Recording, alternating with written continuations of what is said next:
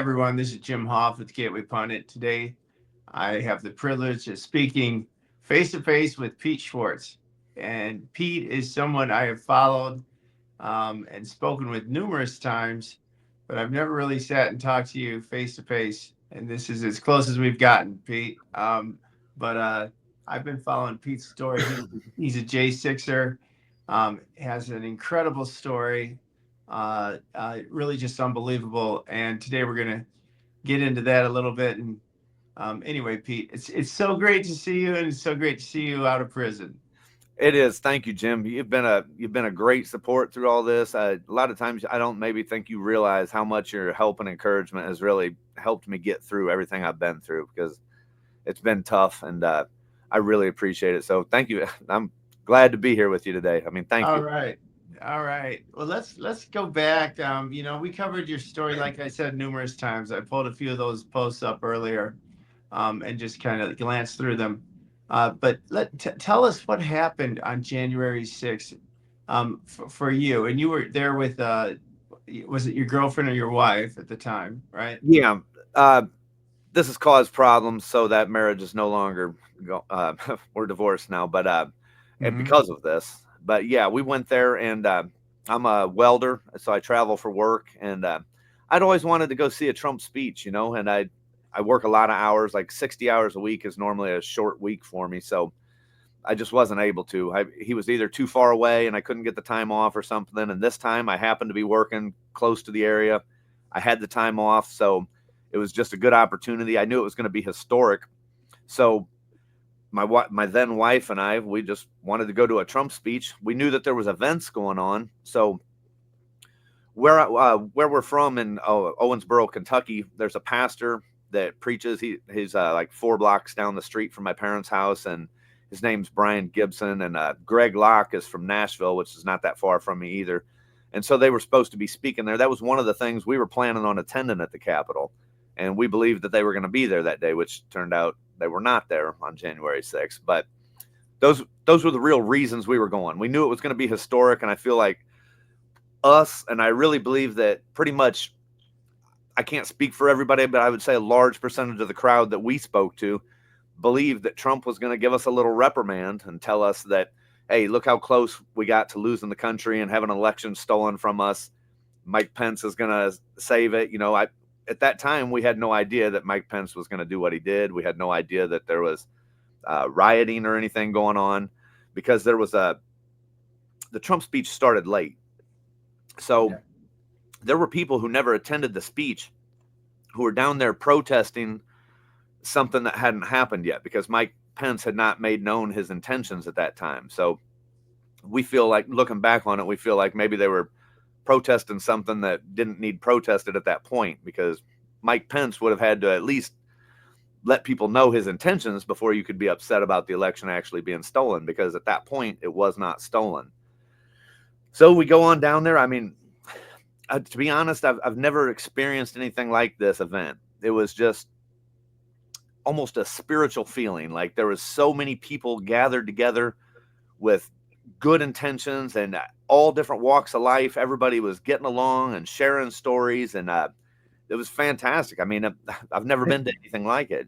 And that was at the Ellipse. That Yeah, wasn't this over is at at the the Ellipse, Capitol. Yeah. Mm-hmm. which is And, approximately a I mile was and a there, half and away. I agree with you. And in fact, I've never seen a larger crowd in my life.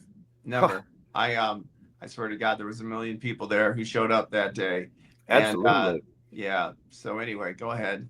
Yeah, so as we're walking down, Trump had said, go have your voices heard and stuff. So as we're walking down there, I mean, it's still just a very positive vibe, almost just a spiritual feeling of how many people are just positive. You know what I mean? Like, I've been to, concerts and stuff like that. It's just a totally different environment. I mean, it was fantastic. And as we're walking down, we still don't see any change in anything. People are just happy and exchanging stories and where are you from? And I mean, people are from all over the country, people from different countries. It's fantastic. And when we walk up to the Capitol, we get there and we're not really close enough to see what's going on. So we can tell that there's some kind of commotion, and the aura of the place changed. You know what I mean? Now it's kind of like fear and excitement and agitation, But Well, we're really not close enough to see it. So my then wife, she, in order to see over everybody to see what was going on, she holds her phone up in the air and takes a video of it. And 59 seconds into it already, I mean, we've just arrived. A sting ball is flying and buzzes right through her hair. And I mean, we are completely under attack. We were on the kind of the northern part of the west side of the Capitol. And this was where the heaviest munitions were attacking the crowd. And I mean, there was stuff going on. There was a bunch of agitation and stuff up at this, the bicycle racks and stuff like that. But we weren't close enough to see it. And the officers were standing behind these people. I mean, we obviously learned this later on the video, and shooting stuff over their head into the crowd who's not doing anything, which is exactly where we're at. And there was no warning. You didn't hear any police say, "Hey, you know, disperse. You need to leave." None of that. Nothing. I mean, we're completely confused at this point. And like you said, there is at least 1 million people there, and they're all coming forward because they're all coming towards the Capitol. And the CS gas is choking everybody out, which it makes it very painful to breathe and stuff. If I don't know, anybody that's been in the military has had to experience it for their basic training and stuff, but everybody's trying to get away from it. And so as this police line opens, people are escaping the gas, and they're panicking, and the crowd's flowing this way, and they bottleneck us into an area where they're just macing us at random as we come through this little bottlenecked area. And I think we were sprayed. I believe it ended up being 14 times is how many times I counted on the video, in our faces, without any provocation. We hadn't spoken to any police officers at this point or anything. At this point, we are just caught up in the melee, and there's discarded canisters. I pick up, as they're closing in on us, I pick up some of the discarded canisters and indiscriminately spray to try to keep them back up off us. And as it turns out, I never actually hit anybody with the spray, which didn't matter to them later on in the court charging. And so then as we worked our way, the crowd worked us up towards what's known as the tunnel. They're telling people to go in, and there's people that need help in there. And so I pop in this area to see if anybody needs help. Nobody needs help. It's just a bunch of pushing and mace spraying. I turn around, we're standing there, and they start breaking windows, and my wife and I left and went home. And that was our activity that day. Wow. No more, no less. Right. And you know what's interesting too is, as you said, and people forget this because the media, of course, will never report this, but there were several events that were planned up near the Capitol, several speeches that were supposed to be given.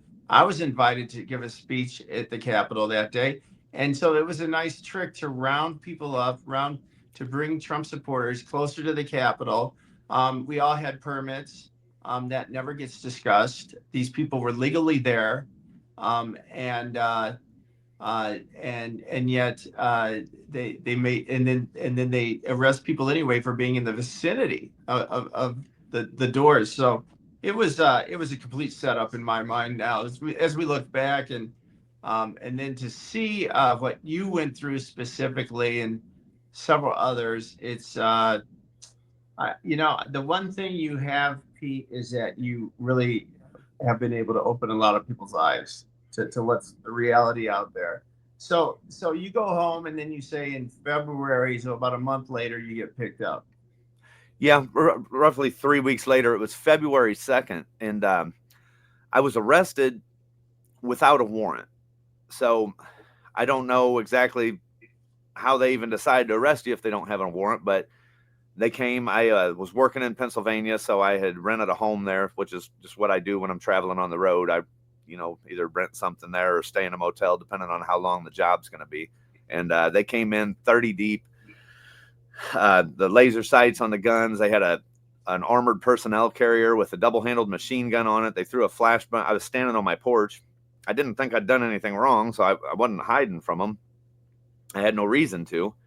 And I was shocked by this. I mean, I was completely shocked at how aggressive they came at me with this. And I mean, just yelling and screaming. And I tried to cooperate, as best as I could, but I really didn't have anything to cooperate with, you know what I mean? Like they're asking me a bunch of questions. At some point I feel like I don't want to talk to them anymore. You know, I mean, they're just asking the same question over and over, and I'm giving them the same, I don't know, you know, I don't, and I'm not affiliated with anybody. I'm in no type of groups or anything like that.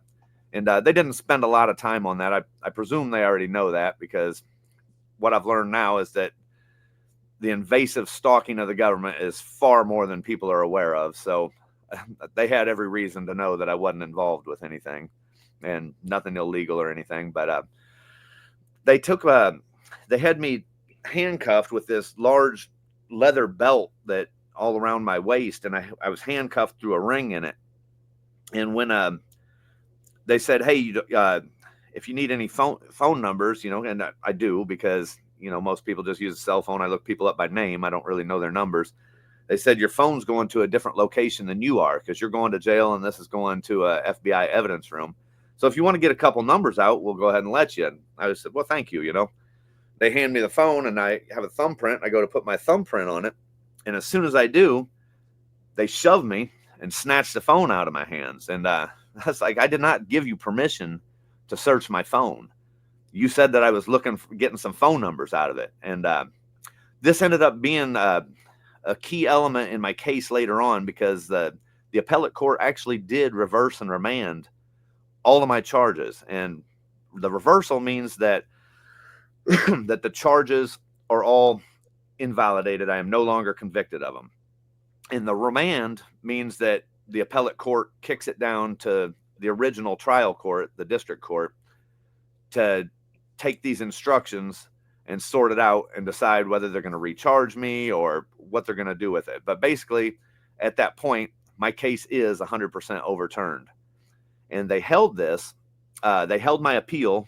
I hold the record for the most drawn out delay of an appeal process in the history of the 4th District, which is the DC Circuit Court.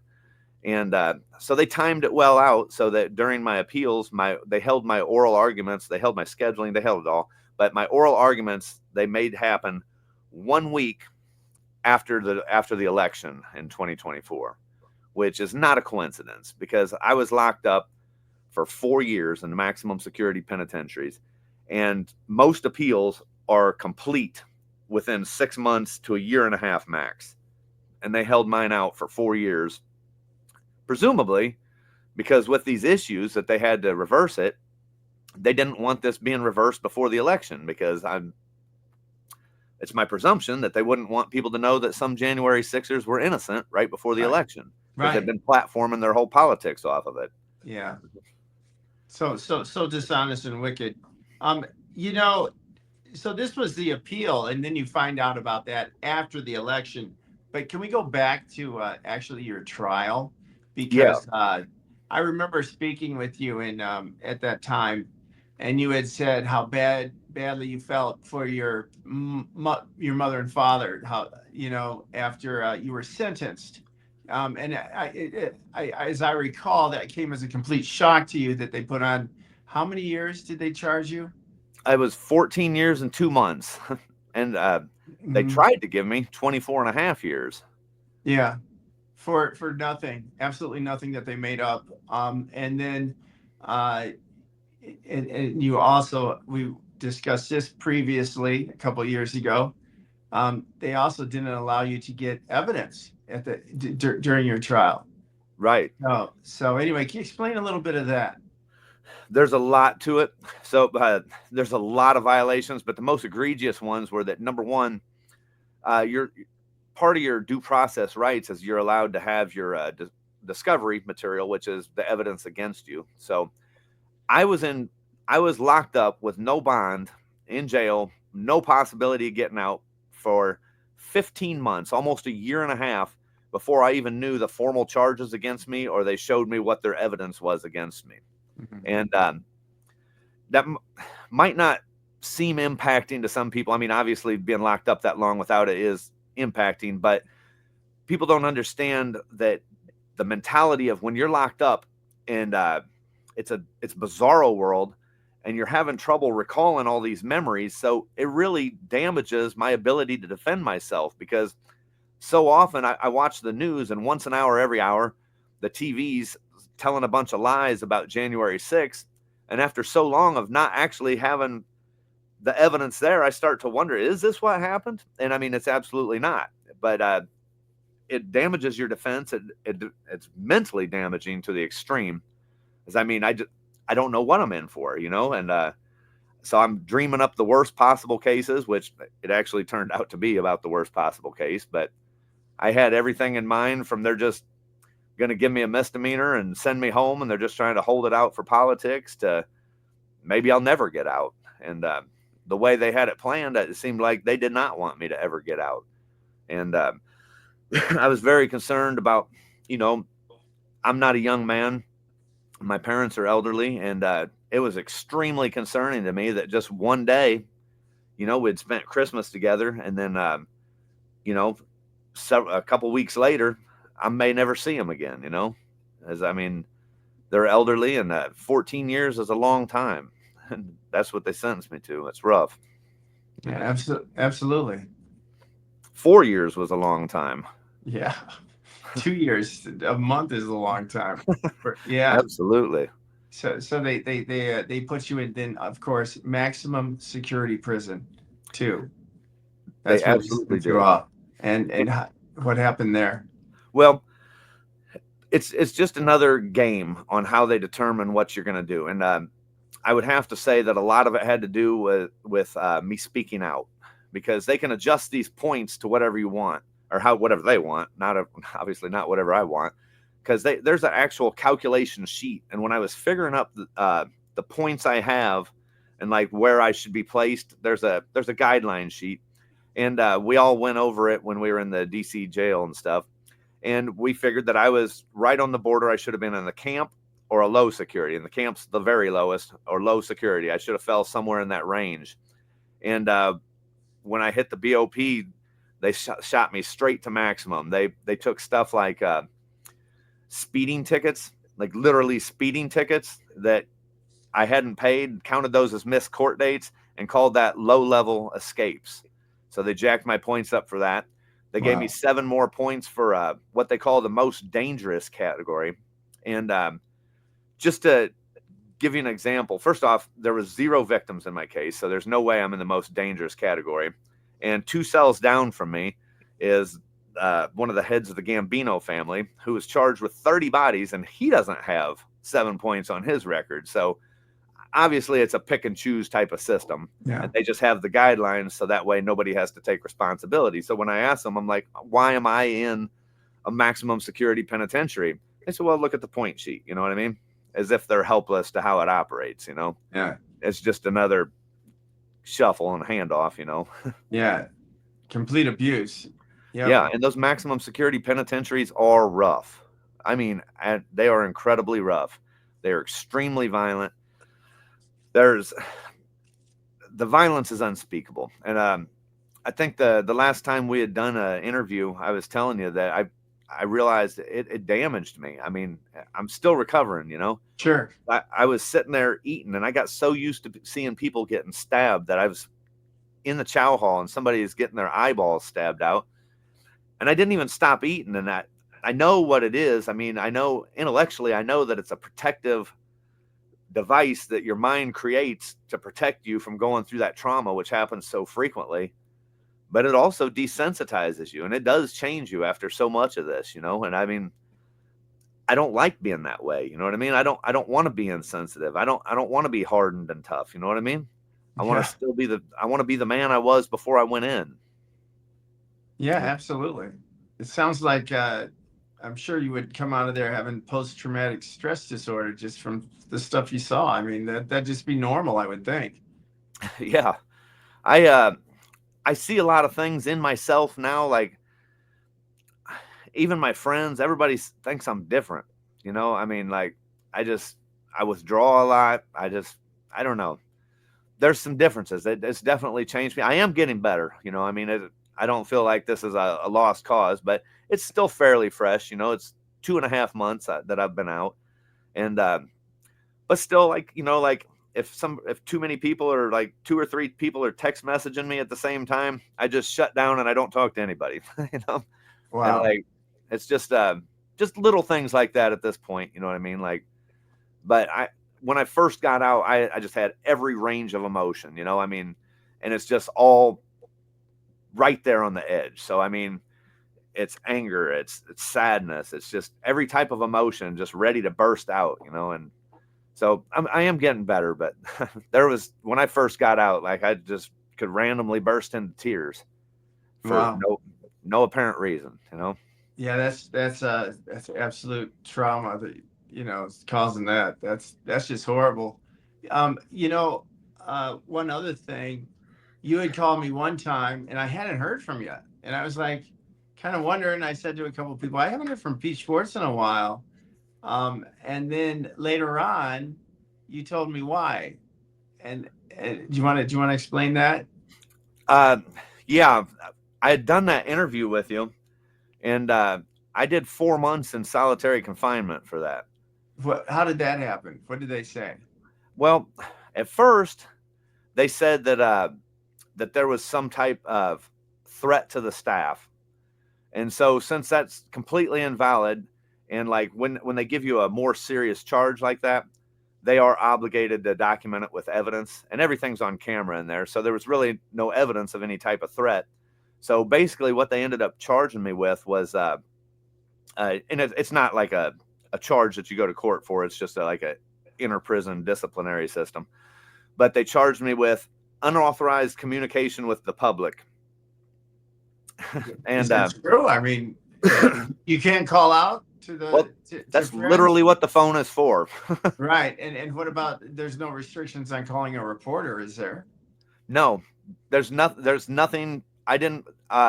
So they ended up terming this. They call it it's a 299 violation. So it's called a most like. So I actually didn't even get charged with unauthorized communication with the public.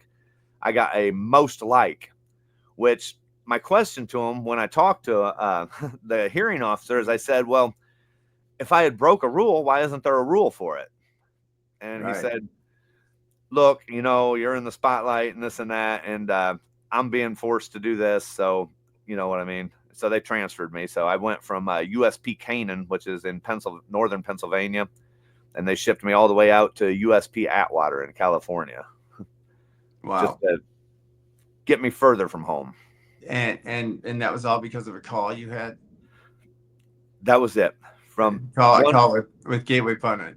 from one, I think it was like a 7-minute phone call that we made. Yeah. Wow, that is really unbelievable. So much abuse. Have you looked up, Antifa? We see them out all the time. We see the left now. They're, what is it? The poll came out that 55% thinks it's okay to kill Trump, or Yeah. that isn't the exact words, but that's basically what the poll was.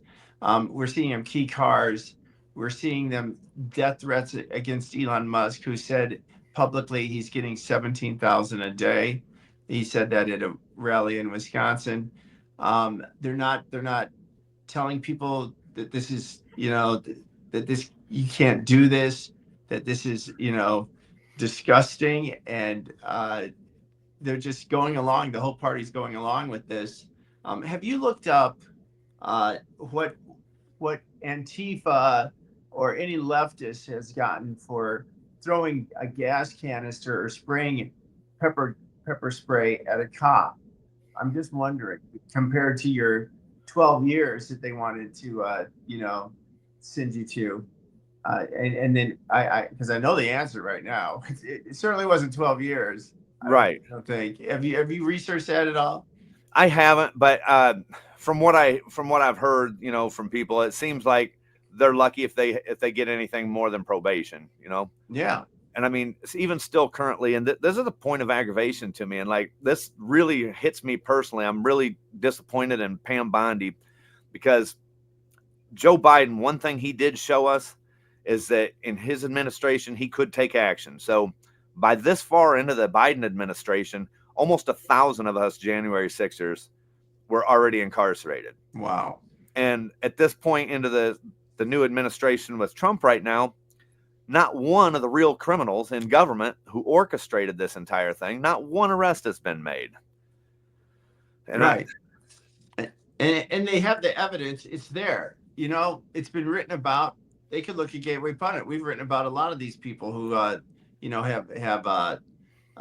really dastardly people with no morals, godless people who put people like you in jail for this extravagant amount of time.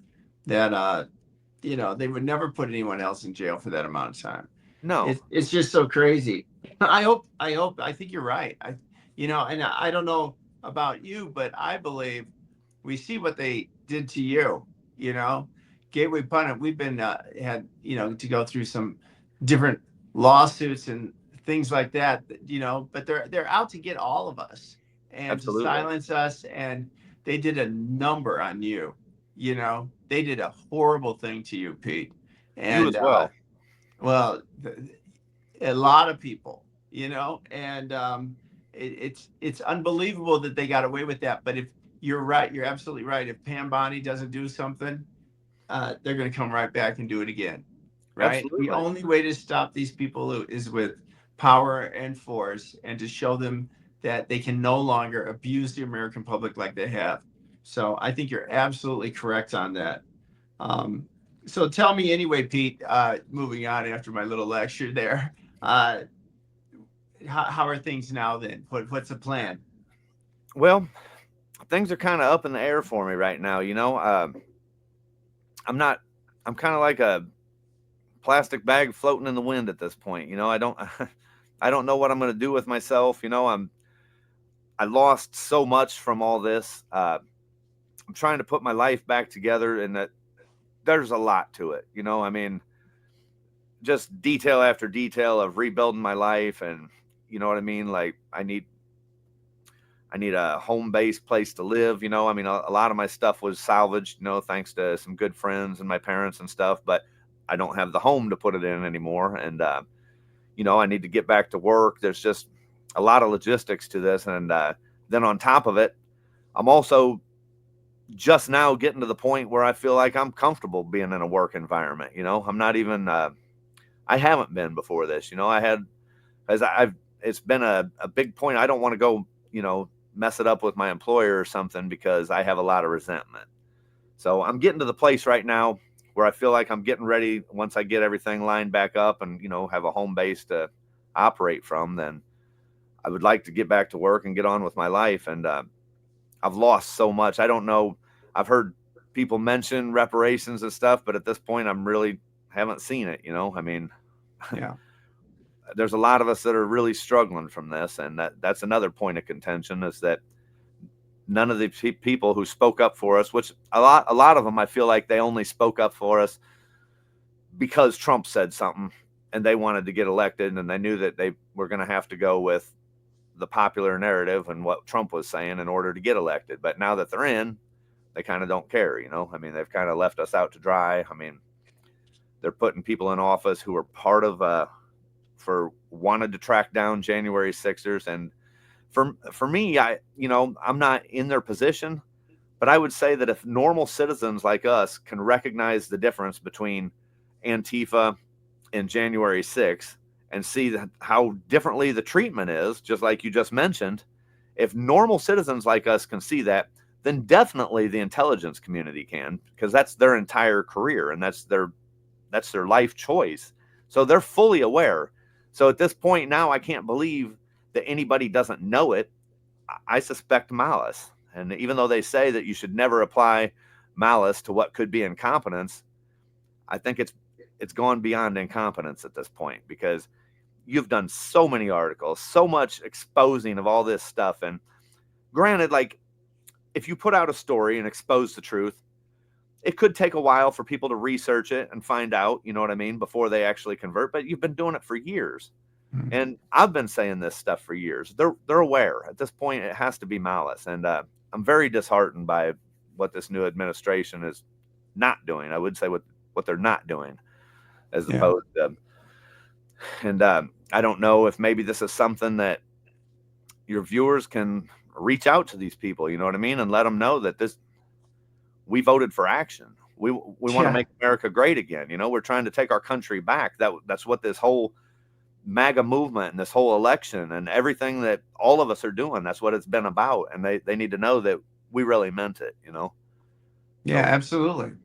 I Yeah, mean, I think you nailed it. Everybody's feeling that way. What's going on? No, I mean, how many times can we see Pam Bondi held a press conference after they pick up some MS-13 killers and rapists and criminals?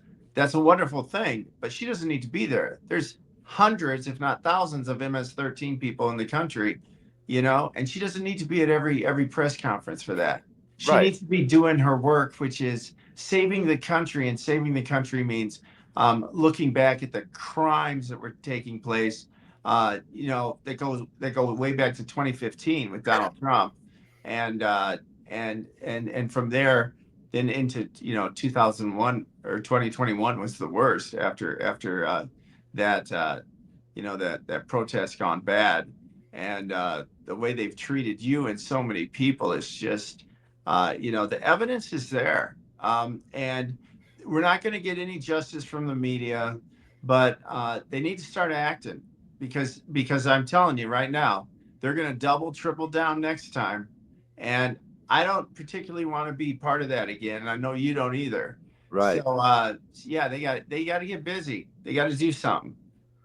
Yeah. And because the message was never to me, because they're not teaching a man of my age uh, a disciplinary lesson. And they know that because they knew that I wasn't guilty. So the message was never to me. They're not going to correct me. So I'm going to, because I didn't do anything wrong. So you're not correcting a behavior in me.